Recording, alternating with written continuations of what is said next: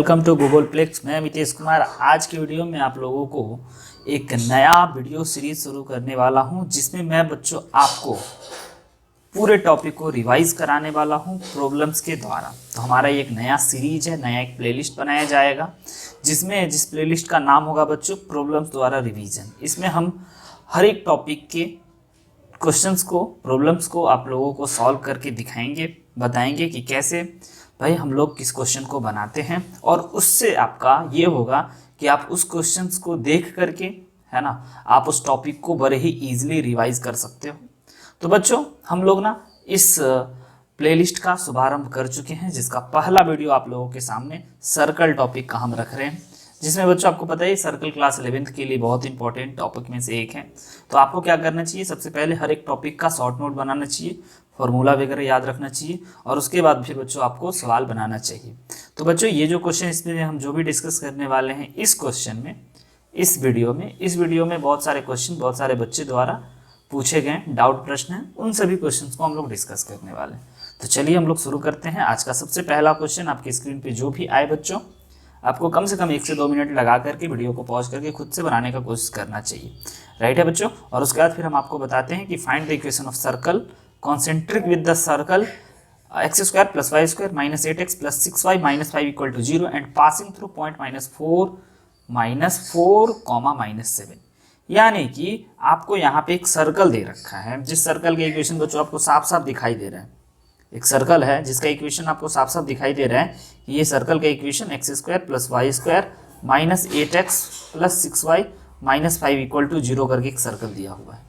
और इसी सर्कल, इसका जो सेंटर है बच्चों, तो आप देख सकते हो इस सर्कल का, कोई भी सर्कल अगर आपको देना तो उस सर्कल का आप सेंटर बड़े ही आसानी से बता देते हो, क्योंकि उस सर्कल का सेंटर जो होता है हम लोगों का -g और f। और आप इस इक्वेशन को देख करके इसके जनरल फॉर्म से कंपेयर करके g और f का आइडिया पता लगा सकते हो। तो आपको इस सर्कल की इक्वेशन को देख करके ये पता चल ही गया होगा कि आपका g जो है बच्चों वह -4 है, तो हमारा -g जो हो जाएगा वो 4 हो जाएगा, और -f जो हो जाएगा वो -3 के बराबर हो जाएगा। और बच्चों आपको रेडियस तो पता ही है, रेडियस हम लोग कैसे निकालते हैं। तो रेडियस निकालना भी बहुत आसान है, अगर इसका सेंटर हम निकाल चुके हैं तो रेडियस के लिए बच्चों आपको फॉर्मूला पता होगा कि r = होता है √g² + f² और माइनस का c। तो आप यहाँ पे c देख सकते हो 5 है, तो हम लोग बच्चों यहाँ पे +5 लिख सकते हैं। आई होप कि आपको ये बात समझ में आ गया होगा। तो हम लोगों को करना ये है कि इस सर्कल का हमें सेंटर पता चल चुका है और रेडियस पता चल चुका है, और एक ऐसा और सर्कल जिसका सेंटर यही है ना, और वो सर्कल पास कर रहा है -4, -7 पॉइंट से। वो जो सर्कल है, येलो वाला सर्कल जो आपको स्क्रीन पे दिखाई दे रहा है, ये येलो वाला सर्कल पास कर रहा है -4, -7 से। तब इस येलो वाले सर्कल का आपको इक्वेशन निकालना है। तो बच्चों हम इस सेंटर को C मान लेते हैं, जिसका कोऑर्डिनेट आप सभी बच्चों को पता है 4, -3, और इस पॉइंट का नाम हम कर देते हैं P। तो हमें बेसिकली CP का डिस्टेंस पता करना है, यानी C से P तक की दूरी पता करना है। वो हमारे येलो वाले सर्कल का रेडियस होगा। और आपको पता ही होगा कि अगर आपको किसी भी सर्कल का रेडियस और सेंटर मिल जाए तो आप बहुत ही आसानी से बता सकते हो। तो बच्चों यहाँ पे इस छोटे से रेडियस का हमारे इस क्वेश्चन में कोई काम नहीं है, बट जैसा कि हम आपको बता चुके हैं कि अगर आपके सामने कोई भी इक्वेशन ऑफ सर्कल दिखाई देता है तो आपको सबसे पहले सेंटर और रेडियस का पता लगाना बहुत जरूरी है। तो आइए सबसे पहले हम जान लेते हैं कि हमारा येलो वाले सर्कल का जो रेडियस है CP, वो CP कितना यूनिट है, वह कितना बड़ा है। तो बच्चों सिंपल सी बात है कि अगर आपको CP निकालना है तो आपको निकालने के लिए क्या करना चाहिए, बिल्कुल डिस्टेंस फार्मूला लगाना चाहिए। बहुत ही आराम से आप डिस्टेंस फार्मूला लगा सकते हो, है ना। 2 पॉइंट के बीच का डिस्टेंस निकालने का फार्मूला आप क्लास 10 से ही सीखते आ रहे हो, बहुत ही आसान सा चीज़ होता है बच्चों। और उसके बाद फिर -7 + 7 का होल स्क्वायर अब लोग अगर कर दें तो हमारे पास CP = आ जाएगा √8² और प्लस बच्चों 4²। और आप में सब हर एक बच्चे को पता होगा कि 8² हमारा 64 होता है और 4² हमारा 16 होता है। तो अब बच्चों हम लोग C और P को अगर निकालेंगे तो ये हम लोगों के पास 80 आ चुका है, और 80 को अगर देखा जाए तो यह 4√5 के इक्वल है। तो बच्चों आपको ना इस सर्कल का रेडियस पता चल चुका है CP, और इसका सेंटर तो आपको पता ही है। तो हमारा जो रिक्वायर्ड सर्कल है, जो हमसे सर्कल पूछा गया है, उस सर्कल का इक्वेशन होना चाहिए बच्चों, इक्वेशन ऑफ सर्कल आप जानते हो कि x माइनस 4 का whole square plus y minus 3 और माइनस माइनस प्लस हो गया इज इक्वल टू 4√5 का होल स्क्वायर, हमारा ये सर्कल का इक्वेशन हो जाएगा। आप इसको सिंप्लीफाई कर सकते हो या ऐसे ही रख सकते हो। तो आई होप बच्चों कि आप लोगों को ये छोटा सा बेसिक कॉन्सेप्ट पे आधारित ये क्वेश्चन समझ में आया है। तो चलिए हम लोग देखते हैं अगला प्रश्न क्या है। कहता है बच्चों अगला क्वेश्चन को बनाने के लिए वही सभी में बातें हम बोलेंगे बार बार, है ना, कि आपको जरूर एक बार ट्राई मारना चाहिए, उसके बाद फिर आपको वीडियो सोल्यूशन देखना चाहिए। आपके सामने तो वीडियो है। तो कहता है find the equation of circle touching the line 4x - 3y = 30 and 4x - 3y + 10 = 0 having centre on the line. बच्चों समझिएगा, एक सर्कल है आपका। सबसे पहले आपको एक रफ डायग्राम बनाना चाहिए जिससे कि आपको कम से कम ये आइडिया हो कि आपको दिया हुआ क्या है, निकालना क्या है। तो आप देख सकते हो कि आपके पास एक सर्कल बन गया है जिसमें अगर हम इस लाइन को एज्यूम कर लें, अगर इस लाइन को हम एज्यूम कर लें 4x - 3y + 10 = 0, कोई लाइन है जो इस सर्कल को टच करते हुए जा रहा है और ऐसा ऐसा दो लाइन है, तो आपको बच्चों इन दोनों लाइन को देख करके समझ जाना चाहिए कि यह दोनों लाइन है ना, यह दोनों लाइन पैरेलल है। क्यों? क्योंकि दोनों का इक्वेशन आप देख लो। इसका इक्वेशन 4x - 3y = 30 है और एक का इक्वेशन 4x - 3y + 10 = 0 है।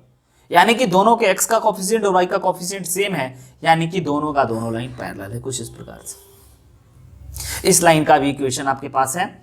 आप इसको 4x - 3y - 30 एज्यूम कर सकते हैं। ये आपको दो लाइन का इक्वेशन दे रखा है और अब आपको बोला गया कि भाई मेरे एक सर्कल का सेंटर से एक लाइन गुजर रहा है, उस लाइन का इक्वेशन है आपका 2x + y = 0। तब आपको निकालना है find the equation of circle. तो आपको इस सर्कल का इक्वेशन निकालना है। फिर से वही बात हम आपसे पूछेंगे कि आपको किसी भी सर्कल की इक्वेशन निकालने के लिए आपको क्या चीज़ों की आवश्यकता होती है। तो आप में से हर एक बच्चा हमें पक्का बताएगा, हमें विश्वास है कि सर हमें सेंटर और रेडियस की आवश्यकता होती है। तो अगर हम इसके रेडियस सेंटर को अगर हम h, k एज्यूम कर ले, है ना बच्चों, और इसका रेडियस अगर हम आपको बता दें तो आप बहुत ही आसानी से, है ना, हमें ये बता सकते हो। तो अब इसको कैसे बनाया जाए, आइए अब इसको समझते हैं। सबसे पहले यहाँ पे दो पैरेलल लाइन देने का ये फायदा हो सकता है बच्चों, दो पैरेलल लाइन देने का ये फायदा हो सकता है कि हम दो पैरेलल लाइन के बीच का डिस्टेंस पता कर लें। और आप में से हर एक बच्चा को पता होगा कि भाई दो पैरेलल लाइन के बीच के अगर डिस्टेंस को हम d एज्यूम कर लेते हैं, जो कि सर्कल का डायमीटर भी है, उसका फॉर्मूला होता है बच्चों mod of c2 - c1 divided by √a² + b²। ये बहुत ही सिंपल सा फॉर्मूला है। आप में से हर एक बच्चे को ये दो पैरेलल लाइन के बीच का डिस्टेंस निकालने का फॉर्मूला होता है, ये आपको जरूर पता होगा। तो इसके लिए बच्चों हम लोगों को क्या करना चाहिए, आपको पता है कि हम लोग c2 की जगह पे -30 लिख सकते हैं और c1 की जगह पे -10 का मॉड करना होगा और a² + b² की जगह पे हम लोगों को लिखना होगा √4² + 3²। तो आप में से हर एक बच्चे को यहाँ से पता चल चुका है कि हमारा d जो है, यानी कि दो पैरेलल लाइन के बीच का जो दूरी है वो 40/5 है, जिसको अगर हम सिंप्लीफाई कर दें बच्चों तो यह 8 हो जाएगा। और अगर बच्चों डायमीटर, दो पैरेलल लाइन के बीच का रेडियस, दो पैरेलल लाइन के बीच का डिस्टेंस अगर 8 है तो डायमीटर भी 8 है, आप फिगर से देख सकते हो। और अगर डायमीटर भी 8 है बच्चों तो आपको बिल्कुल ये बात समझ में आ गया होगा कि रेडियस आपका 4 है। यहां तक आपको कोई दिक्कत नहीं। आपका जो रेडियस है बच्चों, इस सर्कल का रेडियस सेंटर से इस लाइन के बीच की दूरी जो है बच्चों वो 4 पता चल गया। अब आपको बस पता करना है, तो आपको सेंटर पता करना है, h, k को जानना है। अब आपको जैसा कि हम बोल दिए हैं कि भाई मेरे ये जो येलो वाला लाइन है आपका 2x + y = 0, यह सेंटर से पास हो रहा है। तो आप में से हर एक बच्चा ये बात जान जाएगा कि अगर सेंटर से पास हो रहा है ना, 2x + y is passing through 2x + y is equal to 0 is passing through h, k। अगर ये h, k से पास कर रहा है बच्चों तो इसको सेटिस्फाई करना चाहिए। इसका मतलब ये कि हम x के जगह पे h रख दें और y की जगह पे k रख दें तो हमारा यह = 0 हो जाएगा। यहाँ से आपको इतनी बात तो पक्का में आता है कि k = -2h हो गया, k = -2h हो गया। और बच्चों अब हमें रेडियस निकालना है, h, k को समझना है। तो क्यों ना बच्चों हम लोगों को ये पॉइंट h, k दे रखा है O, जिसका सेंटर है हमारा, है ना, और इसका रेडियस जो है अपने को 4 दे रखा है, तो क्यों ना हम लोग इसमें परपेंडिकुलर डिस्टेंस वाला फॉर्मूला लगा दें। परपेंडिकुलर डिस्टेंस वाले फॉर्मूला हर बच्चे को पता होगा कि हम लोग आपको स्ट्रेट लाइन में पढ़ा दिए बच्चों। अगर आप उस स्ट्रेट लाइन को नहीं पढ़े हो तो ऊपर आई बटन पर क्लिक करके आप स्ट्रेट लाइन की वीडियो को देख सकते हो और इन सभी फॉर्मूला को आप समझ सकते हो। तो आप ऐसे हर एक बच्चे को पता होगा सर परपेंडिकुलर डिस्टेंस तो 4 है, हम जानते हैं, बट हम लोग यहाँ पे ये भी लगा सकते हैं mod of ax1 plus by1 plus c divided by under root a² plus b²। ये परपेंडिकुलर डिस्टेंस का फॉर्मूला होता है बच्चों, है ना, और दिस इज इक्वल टू बच्चों 4, क्योंकि हमें 4 दे रखा है। अब आइए a की जगह पे बच्चों हम लोगों को ax1, a की जगह पे हम लोग 4 लिख सकते हैं, ध्यान से समझिएगा, और x1 की जगह पे हम लोग h लिख सकते हैं, माइनस प्लस, और उसके बाद बच्चों हम लोग b के जगह पे माइनस रख सकते हैं, तो माइनस, और फिर हम लोग y1 के जगह पे k रख सकते हैं, और प्लस का 10 इज इक्वल टू हमारे पास आ चुका है अंडर रूट 4 का स्क्वायर प्लस 3 का स्क्वायर इज इक्वल टू 4। अगर आप इसको सिंप्लीफाई करोगे, आइए हम आपको सिंप्लीफिकेशन का काम दिखा दें, अगर आप इसको सिंप्लीफाई करोगे तो आपके पास आ जाएगा 4x minus 3k plus 10 is equal to 20, और बच्चों हम लोगों को अब k की जगह पे 2h पुट कर देना चाहिए, जिससे कि हमें h पता चल जाएगा, राइट है। k की जगह पे बच्चों अगर हम लोग 2h पुट कर दें तो हमारे पास आ जाएगा -3 इंटू माइनस का 2h is equal to 20 minus 10 होता है। अच्छा, इसके बाद अगर कैलकुलेशन किया जाए तो आप में से हर एक बच्चे को ये तो पक्का पता चल गया होगा कि sir 10h is equal to 10 है तो h इज इक्वल टू 1 है, यानी कि इस सर्कल का आपको h पता चल गया। अगर बच्चे h इज इक्वल टू 1 है तो आपको इस इक्वेशन में h की जगह पे 1 अगेन पुट कर देना चाहिए। इस इक्वेशन का नाम 1 कर देते हैं, तो भाई मेरे put h is equal to 1 in equation first. तो अब इसकी जगह पे अगर हम लोग 1 पुट कर दें तो 2 times of 1 plus k equal to अपने पास 0 आ गया, तो आप देख सकते हो कि k इज इक्वल टू -2 आ गया, यानी कि बच्चों आप कह सकते हो कि h, k जो है हम लोग सर सेंटर निकाल चुके हैं 1, -2। और अगर किसी भी सर्कल का आपको सेंटर पता चल जाए और रेडियस पता चल जाए तो इक्वेशन ऑफ सर्कल लिखना कितना आसान काम होता है बच्चों, ये आपको भी पता है। तो हम लोग बड़े ही आसानी से लिख सकते हैं x माइनस 1 का whole square plus y plus 2 का whole square is equal to radius हम लोगों का है 4 इज इक्वल टू 16। चाहो बच्चों तो इसको आप सिंप्लीफाई कर लो या आप ऐसे ही रख लो, ये हो गया आपका इक्वेशन ऑफ सर्कल, जो भी आपको गिवन कंडीशन था।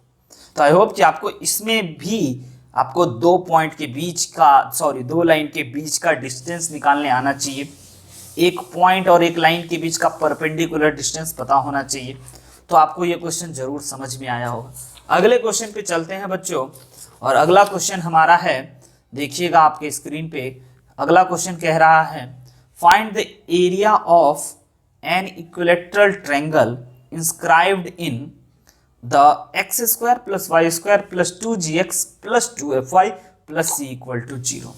ओके बच्चों, अगर हमारा ये क्वेश्चन रहा बच्चों तो आपको ये बात पता चल रहा है कि एक इक्विलैटरल ट्रायंगल है जिसके तीनों वर्टेक्स से एक सर्कल गुजर रहा है, यानी कि एक सर्कल के अंदर एक इक्विलैटरल ट्रायंगल, और आपको निकालना है इस इक्विलैटरल ट्रायंगल जिसका अगर हम नाम कर दें ABC, तो इस इक्विलैटरल ट्रायंगल ABC का एरिया, राइट है बच्चों, जिसमें आपको सिर्फ दे इतना रखा है इस सर्कल का general equation x² plus y² plus 2gx plus 2fy plus c equal to 0।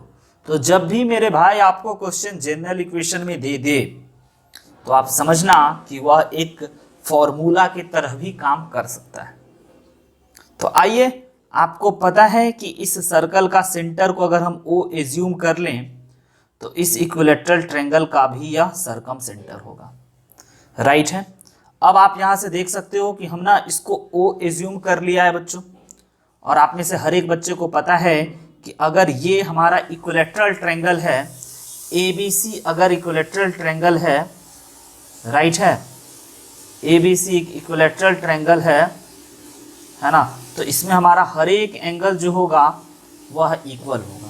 Angle A भी और इक्वल भी होगा और 60 डिग्री होगा।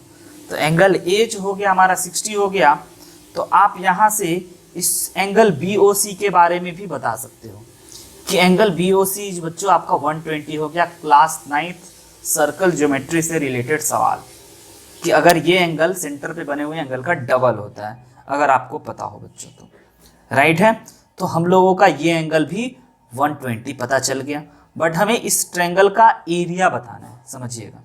तो अगर बच्चों आपको एक छोटा सा, अगर हम यहाँ पे M ड्रॉप कर दे परपेंडिकुलर OM BC पर, OM is perpendicular to BC, तो आप में से हर एक बच्चे को पता होगा कि एंगल BOM जो है ना वो भी आपका 60 डिग्री हो जाएगा, एंगल BOM हाफ हो जाएगा, राइट है। अब अगर आपको अब इसमें निकालना है बच्चों BC या BM, अगर आपको BM भी निकल गया तो आप डबल करके BC बता सकते हो। तो इसको निकालने के लिए हम आपको कहेंगे कि ट्रायंगल BOM में आप देखो, ट्रायंगल BOM जो है ना वो आपका एक इक्विलैटरल ट्रायंगल है, और इस ट्रायंगल में आप अगर देखोगे तो आपके पास ये एंगल तो 60 डिग्री है एक एंगल, और ये कैसे हमने बताया ये आप देख सकते हो, एक एंगल 60 डिग्री है बच्चों। तो यहां से हम लिख सकते हैं sine 60 is equal to perpendicular upon hypotenuse. तो परपेंडिकुलर तो बच्चों BM हो जाएगा, और हाइपोटेनस जो हो जाएगा वह आपका OB हो जाएगा। और OB देखा जाए तो इस सर्कल का क्या है भाई मेरे, OB देखा जाए तो इस सर्कल का रेडियस है। तो इस सर्कल का रेडियस अगर हमें पता करना है तो हम लोग कैसे पता करेंगे, तो sine 60 degree is equal to BM है ना, और OB के जगह पे हम लोग लिख सकते हैं under root G² plus F² minus का C। तो आप में से हर एक बच्चे को यहाँ से समझ में आ गया कि okay sir, BM is equal to we can write sine 60 is root 3/2 and multiplied with under root G² plus F² minus का C। अब आपको पता चल गया कि ये है बच्चों हमारा BM। आपको अगर BM पता चल जाए तो आपको BC भी यहाँ से पता चल जाएगा, क्योंकि ये डबल है। तो BC इज इक्वल टू हम लोग बोल सकते हैं root 3 times of under root G² plus F² minus का C। अब क्या निकालना है, अब अपने को एरिया निकालना है। तो एरिया इज इक्वल टू हम लोग लिख सकते हैं रूट 3/4 साइड स्क्वायर, राइट है बच्चों, जिसमें हम लोग रूट 3/4 और साइड के जगह पे हम लिख सकते हैं जो आपके सामने आया है root 3 under root G² plus F² minus C का होल स्क्वायर। यही हो गया बच्चों आपका आंसर, जिसको आप और अगर सिंप्लीफाई करना चाहो तो आप इसको लिख सकते हो रूट 3/4 3 और इसके जगह पे G² plus F² minus C। This is your answer बच्चों। वेरी वेरी बेसिक क्वेश्चन, बहुत ही बेसिक कॉन्सेप्ट पे आधारित ये क्वेश्चन था। तो आई होप बच्चों की ये चीज आपको समझ में आया होगा, है ना। अगर बच्चों आप इस तरह के और भी क्वेश्चन को बनाना चाहते हैं, अच्छा लगता है, पसंद करते हैं, तो आप जरूर इस चैनल को लाइक सब्सक्राइब कीजिए और हमें टॉपिक जरूर कमेंट करते रहिए। अगले क्वेश्चन पे आते हैं बच्चों। अगला क्वेश्चन बहुत ही बेसिक है, लेकिन बच्चों इसको बनाने के लिए, आपको समझने के लिए बहुत ध्यान से समझना चाहिए। पहले तो आपको ट्राई करना चाहिए। अगर आप में से कोई भी बच्चा इस क्वेश्चन को बनाता है तो प्लीज़ हमें कमेंट करके जरूर बताइएगा कि यस सर हमने बना लिया। और बच्चों अगर आपसे नहीं बनता है तब आपको ये सॉल्यूशन देखना चाहिए। तो आइए हम आपको बताते हैं इस क्वेश्चन का सॉल्यूशन। बेसिक का बहुत अच्छा क्वेश्चन कह सकते हैं, राइट है। तो सबसे पहले बच्चों आप एक बार क्वेश्चन पढ़ लीजिए कि find the point P on the circle. एक सर्कल है हम लोगों के पास, राइट है, एक सर्कल है हम लोगों के पास जिसका इक्वेशन आपको दे रखा है, यही है उसका equation x² plus y² minus का 4x माइनस का 6y प्लस 9 इक्वल टू 0। ये आपको इस सर्कल का इक्वेशन दे रखा है। इस सर्कल के इक्वेशन को देखते ही बच्चों आप सेंटर बता सकते हो। सेंटर हो गया आपका 2,3। इस सर्कल को देखते ही बच्चों आप इसका रेडियस बता सकते हो। और रेडियस कैसे बता सकते हो, तो भाई 2 का स्क्वायर प्लस 3 का स्क्वायर प्लस का 9 माइनस C माइनस का 9। तो ये आपको पता चल गया कि ओके सर इसका रेडियस 2 है। तो पहले तो हम आपको ये बता रहे हैं बिना क्वेश्चन पढ़ने से पहले हम आपको एक सर्कल का इक्वेशन जैसे ही दिखाएं तो उसका हम आपको बोले कि भाई आप सेंटर देखो और रेडियस देखो, ये दो चीज आपको तो पहले आ जाना चाहिए। उसके बाद पढ़ते हैं such that angle POX is minimum. Okay, angle POX minimum होगा where O is the origin and OX is the X axis. Okay भाई मेरे, तो आप समझ सकते हो कि इस प्रकार से आपको ना ओरिजिन दे रखा है, राइट है। ये आपका O जो है बच्चों, ये आपका ओरिजिन है।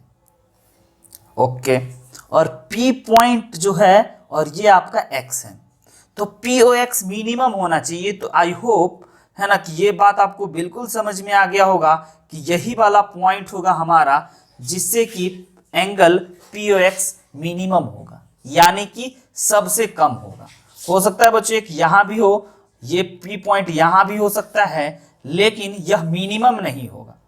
तो मिनिमम के लिए इस P पॉइंट को इधर छी होना चाहिए अगर हम इसको थीटा एज्यूम कर लें। समझिएगा छोटी छोटी बातें। और बच्चों ये आपका टेंजेंट है, OL लाइन अगर हम इसको मान ले, OL लाइन आपका टेंजेंट है, P पॉइंट ऑफ टेंजेंसी है। अब ध्यान से समझिएगा, हम कलर चेंज कर रहे हैं कि एंगल POX जो है ना बच्चों, एंगल POX ये आपका थीटा है, क्वेश्चन में हमने एज्यूम कर लिया, राइट है बच्चों। अब अगर आपको ये बात पता चल गया होगा कि एंगल POX थीटा है, तो हम कुछ और जोड़ने का काम कर लें। इस सेंटर C को, इस सेंटर को हम C नाम दे दें इस पॉइंट का, और इससे परपेंडिकुलर ड्रॉप कर दें और इसको इससे मिला दें बच्चों, O को C से। तो आप ये बात समझ में आ गया होगा आपको कि CP जो है वो आपका रेडियस है जो कि आपका 2 है। ओके, अब बच्चों आपको OC दिखाई दे रहा होगा, OC। अब अगर हमें OC निकालना है तो इस पॉइंट का तो आपको कोऑर्डिनेट पता ही है 2,3। अब अगर हमें OC निकालना है, O से C के बीच का दूरी अगर निकालना है, राइट है, तो आप में से हर एक बच्चे को एक राइट एंगल दिख रहा होगा। एक राइट एंगल दिख रहा होगा बच्चों कुछ इस प्रकार से। अगर हम इस पे परपेंडिकुलर ड्रॉप कर देते हैं और इस पॉइंट का नाम N कर देते हैं, और यहाँ से भी परपेंडिकुलर ड्रॉप कर देते हैं और इस पॉइंट का नाम M कर देते हैं, तो आपको ना राइट एंगल ट्रायंगल दिख रहा होगा जिसमें यहां से यहां तक का दूरी बच्चों आपका 2 है और यहां से यहां तक का दूरी आपको 3 है। ये दूरी 2 है और C से N तक का दूरी जो है बच्चों वो आपका 3 है। तो आप यहां से हमें OC बता सकते हो कि सर OC जो होगा, O से लेकर के C तक का जो दूरी होगा वह 2 का स्क्वायर प्लस 3 का स्क्वायर, जो कि इक्वल है √13 के। अब बच्चों आपको OC समझ में आ गया कि हमने कैसे निकाला। हमें बताना है P पॉइंट का कोऑर्डिनेट, ये इस P पॉइंट का कोऑर्डिनेट निकालना है, जिसके लिए हम बेसिक ज्योमेट्री का मदद ले रहे हैं बच्चों। अब आपसे हम पूछें कि भाई बताओ OP का डिस्टेंस कितना होगा, O से लेकर के P तक का डिस्टेंस कितना होगा। तो आप में से हर एक बच्चे को पता है, और सर OC का डिस्टेंस अपने को पता है और CP का डिस्टेंस भी अपने को पता है। तो हम लोग OP इज इक्वल टू, और राइट एंगल ट्रायंगल भी है तो पाइथागोरस थ्योरम आराम से अप्लाई कर सकते हैं। तो OC का square OC is hypotenuse minus CP का स्क्वायर इज इक्वल टू हमारे पास आ जाएगा 13 √13 का स्क्वायर, जो कि इक्वल है 13 के, माइनस 2 का स्क्वायर जो कि 4 हो गया, and this is equal to बच्चों √9, और यह बराबर होता है आपके 3 के। यानी आपको OP भी पता चल गया, OC भी पता चल गया, और C पॉइंट का तो कोऑर्डिनेट आपको पता है ही है। और आप में से हर एक बच्चे को पता ही होगा कि अगर हम लोगों का यह ON जो है बच्चों, यह आपका 2 है। अब समझिएगा इस क्वेश्चन की सबसे इंपॉर्टेंट बात। अभी तक हम बेसिक ज्योमेट्री, बेसिक कंस्ट्रक्शन करते करते अभी तक हम लोग इस रिजल्ट तक पहुंचे हैं। अब क्या बच्चों आप ये चीज देख सकते हो कि OM इज इक्वल टू जो है ना आपका OM, यहां से O से M तक की दूरी, यह O और N को जोड़ने पे और N और M को जोड़ने पे आता है, राइट है। जिसमें कि आपको अगर हम ये OM is equal to ON plus PR भी लिख दें तो आपको कोई दिक्कत नहीं है। सर PR क्या है, तो इस यहां से यहां तक का दूरी, इस पॉइंट का नाम हम R अगर कर दे तो PR के भी बराबर है, राइट है। अच्छा बच्चों, अगर आप समझ सकते हैं कि अगर आपका ये एंगल थीटा है तो ये दोनों एंगल आप देख पा रहे हो, हमें कलर चेंज कर लेना चाहिए ब्लू कलर का। ये दोनों एंगल ब्लू कलर है ना, दोनों एंगल बराबर होगा, वर्टिकल अपोजिट एंगल्स। और एक एंगल 90 इसका भी, एक एंगल 90 इसका भी। तो आप ये बात पक्का समझ गए होंगे कि ये ब्लू कलर वाला जो एंगल है ये भी आपका थीटा ही होगा, राइट है। तो अब इतने कॉन्सेप्ट को अगर हम अप्लाई करें और simple OM is equal to ON plus PR जो हमने लिखा है, तो इसके जगह पे बच्चों OM के जगह पे हम लिखना चाहते हैं ट्रिगोमेट्रिक के मदद से कोई चीज।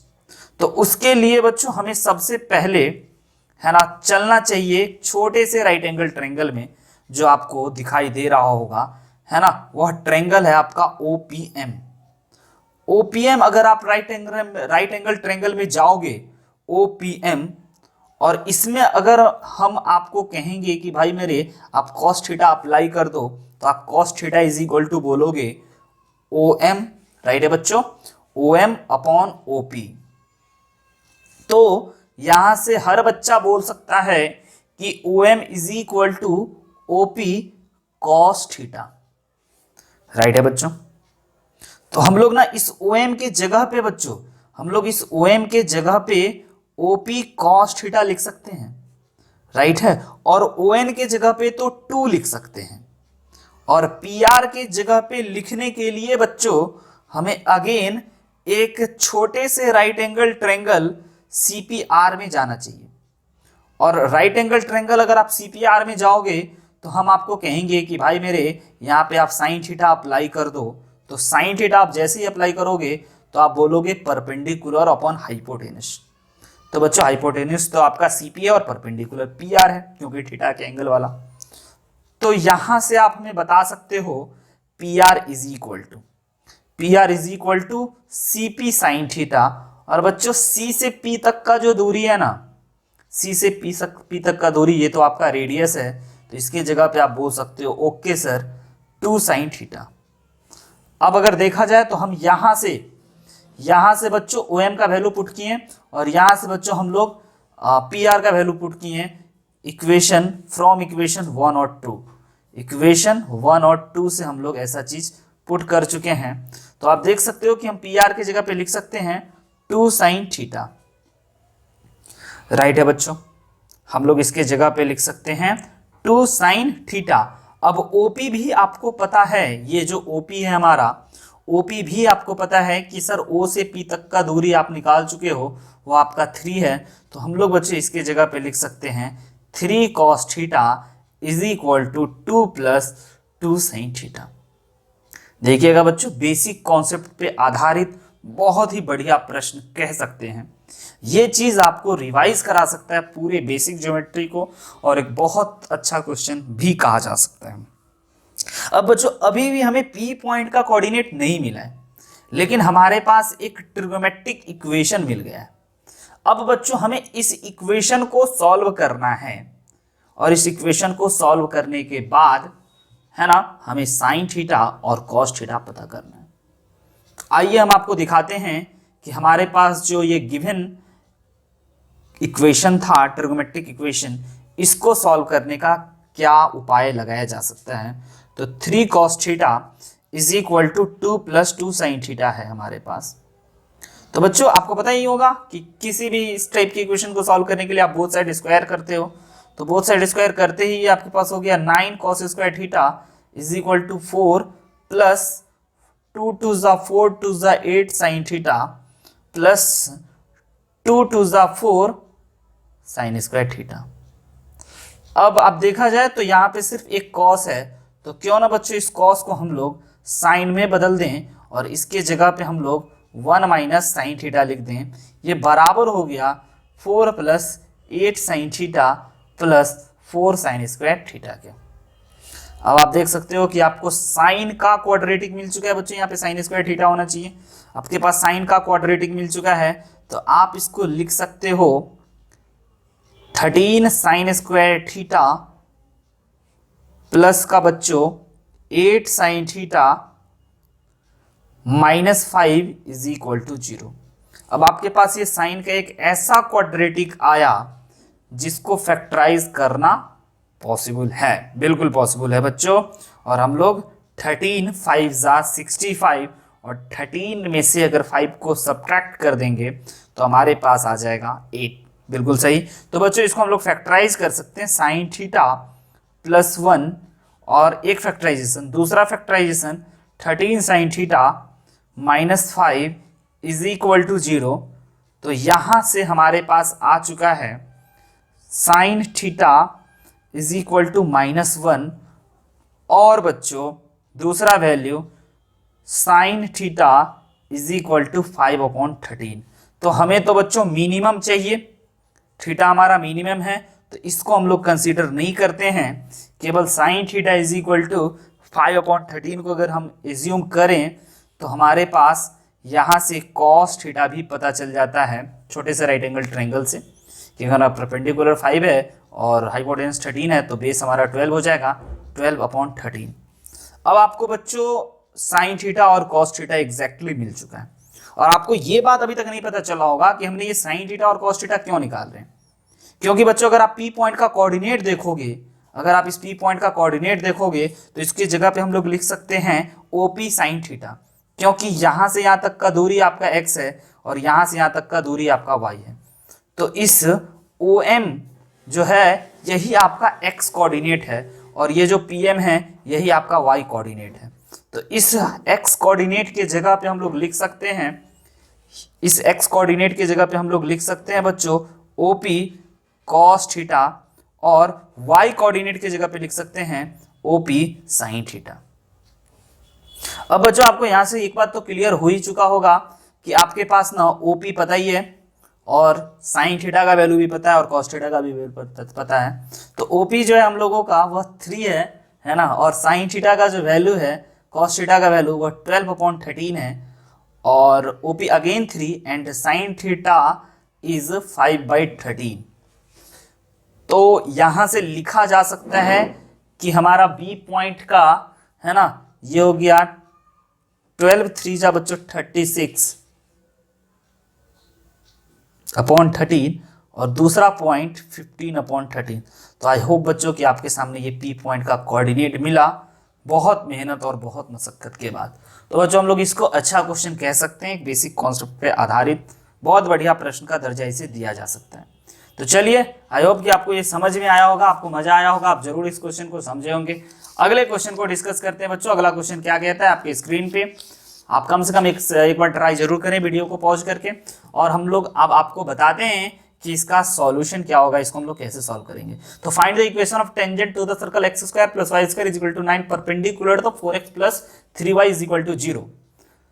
तो जो आपको पता चल गया होगा कि एक ऐसे सर्कल की बारे में बात की जा रही है जिस सर्कल का सेंटर जो है वो आपका 0,0 है और रेडियस जो है बच्चों वो आपका 3 है। ओके, रेडियस जो है वो आपका 3 है और सेंटर जो है बच्चों वो 0,0 है।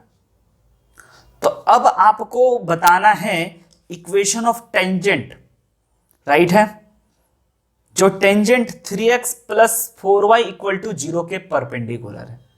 तो आपको ये बात पक्का पता है ना, कि टेंजेंट जो होता है बच्चों, राइट है, वह परपेंडिकुलर होता है नॉर्मल के, राइट है। तो हम लोग यहां से लिख सकते हैं कि the equation of any line, आपको अगर कोई लाइन दे रखा है और उसका परपेंडिकुलर लाइन अगर हम आपसे पूछें तो आपको हम क्लास में बहुत बार बता चुके हैं, आप जरूर बता दोगे कि सर x का कोफिशिएंट y कर दो, y का कोफिशिएंट x कर दो, माइनस लगा दो और प्लस k करके आप हमें बता दो। तो वही बात हम लोग लिख रहे हैं बच्चों, the equation of any line perpendicular to the line 4x + 3y = 0 is, बच्चों ध्यान से देखिएगा क्या होगा, हम लोगों का ये हो जाएगा 3x - 4y + k = 0। I hope कि आपको ये बात समझ में आ रही है, आपको हम बता भी चुके हैं। अब बच्चों मान के चल लेते ये वही लाइन है परपेंडिकुलर और ये लाइन हमारा टेंजेंट है जिसका इक्वेशन हमने लिख डाला है बच्चों, जिसका इक्वेशन हमने लिख डाला है 3x - 4y + k = 0 करके। अब आपको अगर इस टेंजेंट का बस आपको k पता चल जाए, ये k सॉल्व हो जाए, तब तो आप टेंजेंट का इक्वेशन बता सकते हो। तो इसको सॉल्व करने के लिए बच्चों क्यों ना हम लोग परपेंडिकुलर डिस्टेंस का फॉर्मूला लगा दें। फिर से अगेन परपेंडिकुलर डिस्टेंस को डी एज्यूम कर लेते हैं बच्चों। परपेंडिकुलर डिस्टेंस को आप हम लोग अधिकतर टाइम बच्चों पी एज्यूम करते थे, तो चलो पी ही एज्यूम कर लेते हैं। और उसका फॉर्मूला आपको पता है ना, ax1 plus by1 plus c divided by under root का a square plus b square, ये आपको पता है बच्चों। और आपको तो पॉइंट पता ही चल ही गया होगा कि इसको हम लोग perpendicular distance is equal to लिख सकते हैं 3 इंटू जीरो प्लस बी की जगह पे हम लोग लिख सकते हैं 4 इंटू जीरो और प्लस का के डिवाइडेड बाई बच्चों a square plus b square is under root 3 का स्क्वायर प्लस 4 का square is equal to perpendicular distance यानी कि रेडियस, और वो तो हमारा 3 के बराबर है। तो हम यहां से इसको सिंप्लीफाई करके बता सकते हैं कि ये हमारा हो गया मॉड ऑफ के इज इक्वल टू 3 इंटू 5, यानी कि बच्चों हमारे पास के is equal to plus minus 15 आया। ओके, बिल्कुल सही बात है बच्चों, के का दो वैल्यू आ सकता है क्योंकि एक लाइन ऐसे हो सकता है और एक लाइन ऐसे भी हो सकता है। तो यस बच्चों, now equation of tangent is equal to, दो इक्वेशन होगा, पहला 3x minus 4y, 3x minus 4y और k की जगह पे बच्चों एक बार प्लस 15, और दूसरा इक्वेशन होगा 3x minus 4y minus 15 equal to 0। तो आई होप बच्चों कि आपको ये सवाल समझ में आया होगा। तो अब इस क्वेश्चन को हम लोग देखते हैं। Find the equation of tangent to the circle x square plus y square plus 4x plus 3 equal to 0 which makes an angle of 60 degree with the positive direction of x axis. Okay बच्चों, तो आपको equation of tangent बताना है, right है। बहुत ही ध्यान से समझिएगा, ये भी बहुत ही बेसिक कॉन्सेप्ट पे आधारित प्रश्न कह सकते हैं बच्चों। आपके पास एक सर्कल दे रखा है जिसका इक्वेशन आपको सामने है लिखा हुआ, x square plus y square plus 4x plus 3 equal to 0। तो एक रफ डायग्राम बना ले सबसे पहले। तो बच्चों इस सर्कल को देखते ही आप इस सर्कल का इक्वेशन हमें बता सकते हो कि ओके सर, इस सर्कल का इक्वेशन तो है ही ये दिया हुआ, इसका आप सेंटर बता सकते हो कि इसका सेंटर जो हो गया बच्चों वह 2,0 हो गया, नॉट 3। 2,0 इस सर्कल का हमारा सेंटर आ चुका है। अब बच्चों आपको क्या कह रहे हैं, ध्यान से जरा समझिएगा, अगले लाइन को पढ़ करके रेडियस भी आप इस सर्कल का बता सकते हो, कोई इशू नहीं है। तो बच्चों रेडियस जो होगा इसको जरा हम लोग पता कर लें कि इसका सेंटर पहले अगर हम लोगों को ये दे रखा है तो इसका जो रेडियस होगा वो होना चाहिए बच्चों 2 का स्क्वायर माइनस का 1, 2 का स्क्वायर बच्चों, उसके बाद माइनस का c, क्योंकि एफ स्क्वायर तो आपका 0 है। तो यहां से आप बोल सकते हो कि okay sir, radius is equal to 1। और अगर इस सर्कल का हमें रेडियस 1 मिल गया, राइट है, रेडियस पता चल गया, सेंटर पता चल गया, अब बोल रहा है कि भाई एक टेंजेंट है जो पॉजिटिव एक्स एक्सिस के साथ, तो बच्चों हम लोगों को एक x axis y axis draw कर लेना चाहिए इस प्रकार से, है ना। और एक टेंजेंट है व्हाइट कलर का, हम टेंजेंट आपको लेके दिखा दें जो इस पॉजिटिव एक्स एक्सिस के साथ ना 60 डिग्री एंगल बना रहा है। ओके बच्चों, इस पॉजिटिव एक्स एक्सिस का 60 डिग्री एंगल बना रहा है। तो आपको ना उस लाइन का इक्वेशन बताना है। तो बच्चों आपको तो ऐसा कोई भी लाइन जो ओरिजिन से पास करे या ना ओरिजिन से पास कर ही रहा है तो आप देख ही सकते हो, है ना। ये तो आपका y, अगर इसका ओरिजिन की इसमें कोई बात हो ही नहीं सकती है, ये ओरिजिन से पास आउट कर भी सकता है, नहीं भी कर सकता है। बस हमें इतना पता है कि ये जो लाइन है ना, इस लाइन का स्लोप जो होगा बच्चों वह tan 60 डिग्री होगा, और tan 60 डिग्री आप में से हर एक बच्चों को पता है √3 है। तो ऐसा कोई भी लाइन का इक्वेशन ऐसा होता है बच्चों y equal to mx plus C, है ना। तो जिसमें हम लोग m की जगह पे √3 लिख सकते हैं, m की जगह पे बच्चों हम लोग √3 लिख सकते हैं और x प्लस सी, यानी देखा जाए तो हमें लाइन का इक्वेशन मिल चुका है, यही है। लेकिन बच्चों इसमें हमें अब c बताना है, c फाइंड करना है। c फाइंड करने के लिए हमें क्या करना चाहिए, c फाइंड करने के लिए बच्चों हमें परपेंडिकुलर डिस्टेंस का फॉर्मूला अगेन लगाना चाहिए, क्योंकि ये डिस्टेंस जो है बच्चों, ये डिस्टेंस जिसको हम अगर अलग कलर से दिखाएं, ये जो रेड कलर का डिस्टेंस है यही तो परपेंडिकुलर डिस्टेंस है पॉइंट -2,0 से इस लाइन पे। तो आपको फिर से अगर परपेंडिकुलर डिस्टेंस की फॉर्मूला की बात की जाए तो आप आराम से बोल सकते हो ना सर, परपेंडिकुलर डिस्टेंस तो अपना 1 है, राइट है, बिल्कुल सही है बच्चों। और अगर हम लोग इस 1 की जगह पे अगर परपेंडिकुलर डिस्टेंस का फॉर्मूला लगा दे, आपको अगेन पता है कि वह होता है ax1 plus by1 plus c divided by under root a square plus b square. तो हम लोग इसको लिख सकते हैं बहुत ही आसानी से बच्चों, है ना। a की जगह पे हम लोगों को लिखना चाहिए, आप इस इक्वेशन से हमें a b c पता करना है, a की जगह पे आप लिख सकते हो, है ना, a की जगह पे आप लिख सकते हो -√3 इंटू प्लस √3 इंटू माइनस का 2 बच्चों, राइट है, प्लस का √3 इंटू माइनस का 2 और प्लस b के जगह पे तो आप जान ही रहे हो बच्चों कि आपका जो b है जो आपका y1 है वो 0 है और b की जगह कुछ भी है तो उससे क्या फर्क पड़ने वाला है, प्लस c डिवाइडेड बाय बच्चों √a² प्लस b²। तो divided by √a² plus b² यानी √3 का स्क्वायर प्लस 1 का स्क्वायर हम लोग लिख सकते हैं और इसको 1 के बराबर करना चाहिए। तो अगर इसको सिंप्लीफाई करा जाए तो आप देख सकते हो कि दिस इज इक्वल टू बच्चों 2√3 प्लस का c इज इक्वल टू हम लोग इसके जगह पे लिख सकते हैं 2। तो यहां से आपको ये पता चल गया कि c माइनस 2√3 जो है का मॉड जो है वह 2 के बराबर है। यानी कि बच्चों आप यहां से बोल सकते हो कि c is equal to c minus √3 is equal to plus minus 2। Okay, यानी कि c is equal to plus minus √2 minus 2√3 हमारा निकल चुका है।